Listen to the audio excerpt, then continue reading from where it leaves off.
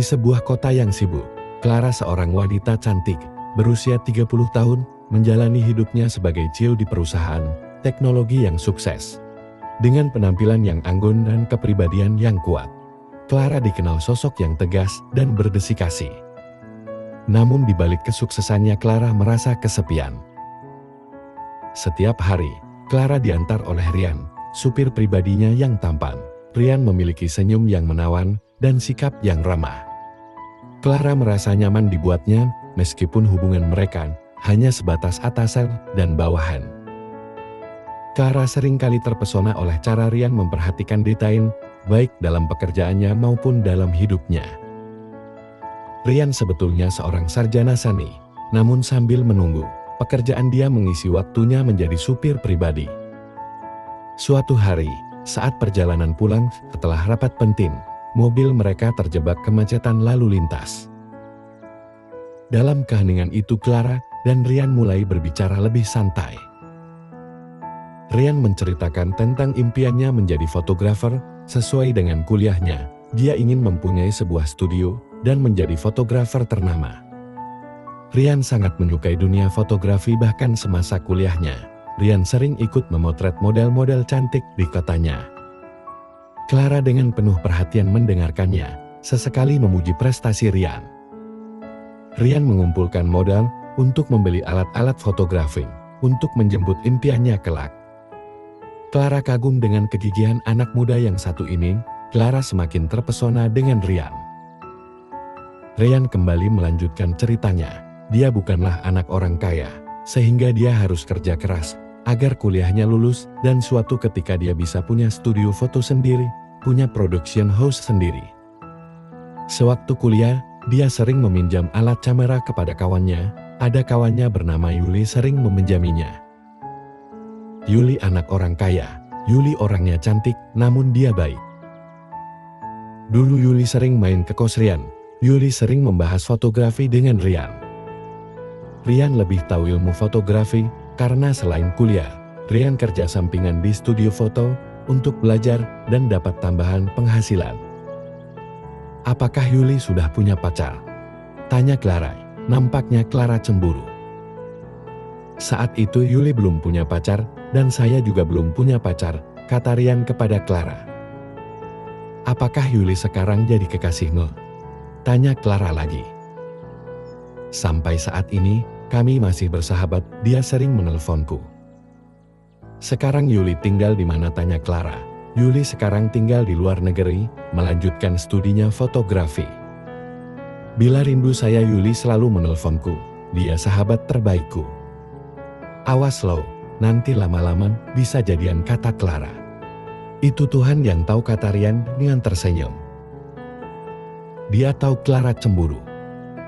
Clara pun berbagi kisah-kisah tentang tantangan yang ia hadapi dalam dunia bisnis. Ryan bersyukur dapat ilmu baru dari Clara, karena ia juga ingin punya usaha di bidang fotografi.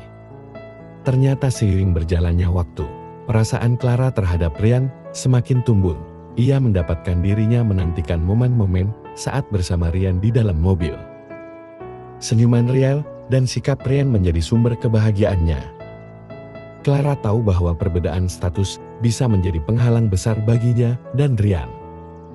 Suatu malam Clara mengajak Ryan untuk ikut dalam acara gala perusahaan. Ryan terlihat gagah dengan setelan jasnya. Dia keren sekali seperti seorang artis. Clara sangat bangga berjalan di sampingnya. Tetapi orang dia juga was-was, apakah orang-orang menerima hubungan mereka? Di tengah keramaian itu, Ryan membuat Clara tertawa dengan leluconnya, dan saat itu, ia menyadari betapa dalamnya perasaannya. Ternyata di acara yang meriah itu, nampak sosok Yuli.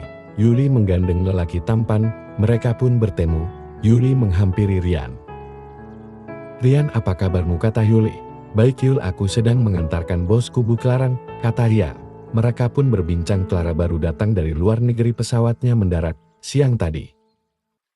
Clara bercerita tentang studinya, dia berharap studinya cepat selesai. Terkadang, kalau ingat Ryan dia rindu belajar bersamanya.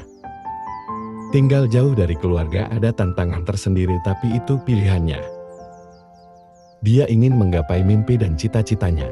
Sama seperti Rian walau jalannya berbeda, Yuli orang berada, beda dengan Rian. Namun perjuangan mereka sama. Rian menanyakan siapa lelaki yang bersamanya. Yuli tersenyum. Kamu cemburu ya? Itu abangku No 1, dia diundang kawan-kawannya, dia direktur perusahaan elektronik di Jakarta. Muka Rian agak memerah, ia malu. Jujur Rian memang naksir Yuli. Yuli menggandeng Rian mengenalkan ke abangnya. Bang, ini Rian yang aku ceritakan abang. Abang Yuli tersenyum, dan bersalaman. Ini Rian ya? Yuli sudah menceritakan kepadaku tentangmu. Aku menawarkan padamu untuk kuliah di luar negeri sama dengan Yuli. Perusahaanku yang akan membiayainya nanti kalau Rian setuju. Yuli terlihat senang melihat hal itu. Nampaknya Rian bahagia sekali, dia setuju, karena itu yang diharapkannya.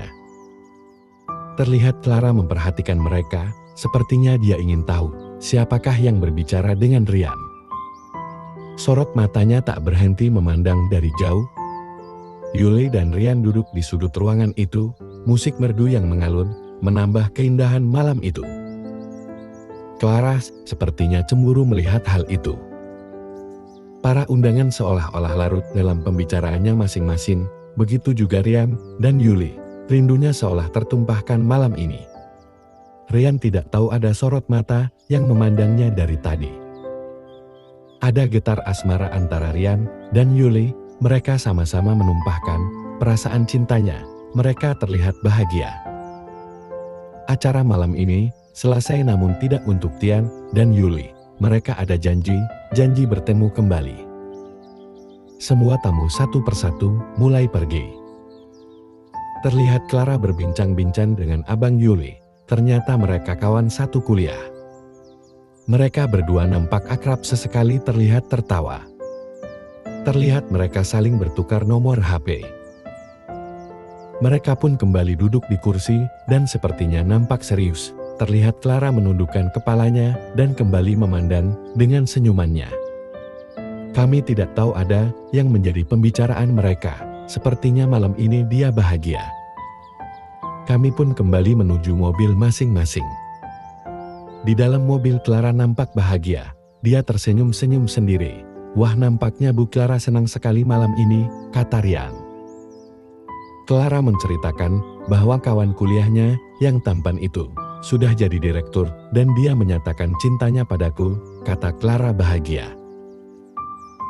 Kami dulu saling suka, namun tidak berani mengungkapkannya. Setelah itu, kami pisah nomor, dia hilang, kami hilang kontak.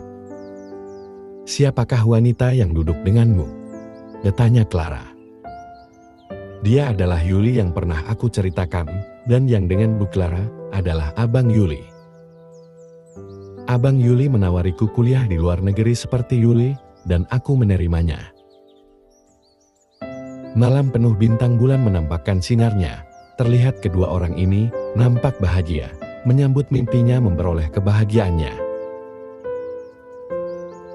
Terima kasih para pemirsa sudah menyaksikan cerpen romantis. Tunggu kami di episode berikutnya.